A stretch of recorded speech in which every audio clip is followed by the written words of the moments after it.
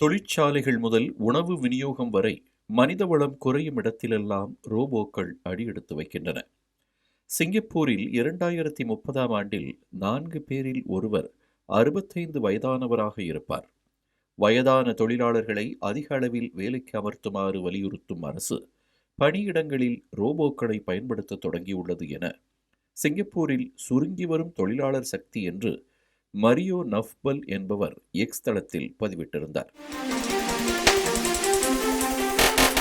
இதற்கு டெஸ்லா நிறுவனர் Elon Musk Singapore மட்டுமல்ல, தென்கொரியா, ஜப்பான், ஹாங்காங் மற்றும் சீனா ஆகிய ஆசிய நாடுகளும் அழிந்து வருகின்றன என்று பதிலளித்துள்ளார்.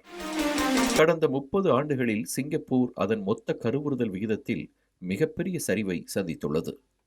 2022ஆம் ஆண்டில் சிங்கப்பூரின் மொத்த கருவுறுதல் விகிதம் 1.04 குறைந்தது. இது சிங்கப்பூரின் மக்கள் தொகைக்கு தேவையான 2.1 மாற்று விகிதத்தை விட மிக குறைவானதாகும். 2023ஆம் ஆண்டு சிங்கப்பூரின் மொத்த கருவுறுதல் விகிதம் 0.97 குறைந்தது. இது கருவுறுதல் விகிதத்தில் வரலாறு காணாத வீழ்ச்சியாகும்.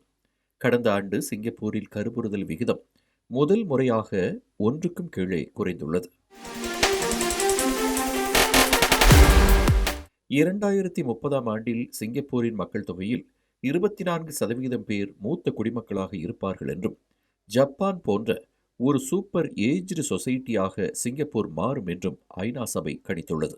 சிங்கப்பூரில் 1990 மற்றும் 2005க்கு இடையில் 25 முதல் 34 வயதுடைய பெண்களிடையே திருமண கருவுறுதல் விகிதங்கள் சரிவை சந்தித்துள்ளது.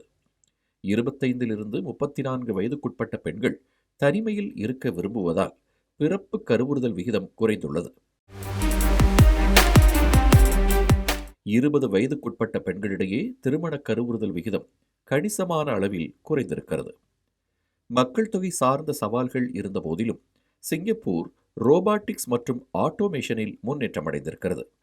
தொழிலாளர் எண்ணிக்கை குறைந்து வருவதால் ஏற்படும் தொழிலாளர் பற்றாக்குறையை ரோபோக்கள் மூலம் சமாளிக்கும் என்று கூறப்படுகிறது. சர்வதேச ரோபாட்டிக்ஸ் கூட்டமைப்பு படி சிங்கப்பூரில் 10,000 தொழிலாளர்களுக்கு 770 தொழில்துறை ரோபோக்கள் உள்ளன.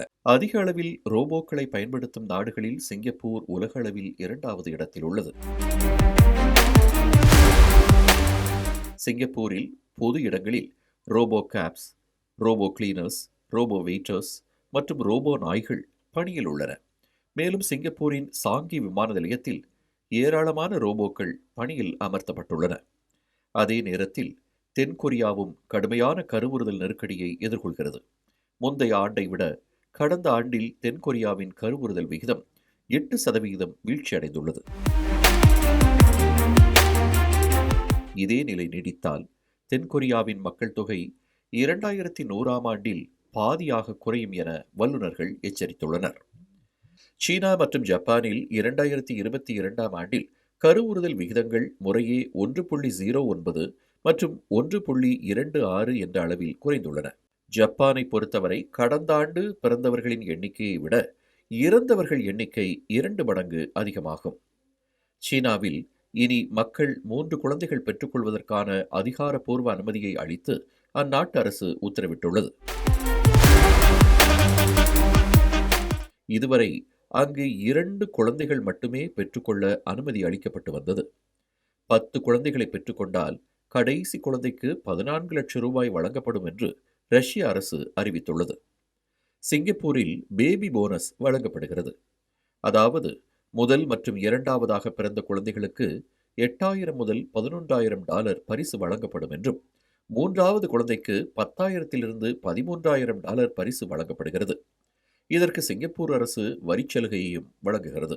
ஆசிய நாடுகளில் குறைந்த பிறப்பு விகிதம் காரணமாக மக்கள் தொகை குறைந்து வருவது மனித குலத்திற்கு பெரிய ஆபத்தை ஏற்படுத்தும் என்று வல்லுநர்கள் கூறுகிறார்கள். ஒரு சமூகத்தின் கருவுறுதல் விகிதம் 2.1% குறையும் போது அந்த சமூகம் பூமியிலிருந்து முற்றிலுமாக அழிக்கப்படுகிறது என்று RSS தலைவர் மோகன் பகவத் கூறியிருந்தது குறிப்பிடத்தக்கது.